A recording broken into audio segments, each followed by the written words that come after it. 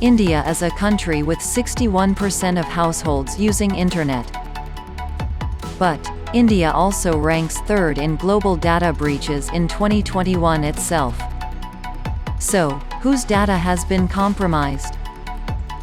Some of us who have ordered a pizza sitting at home might have suffered. Or those with a digital transaction, an online flight ticket, a stock market trader or investor, or even a daily social media user.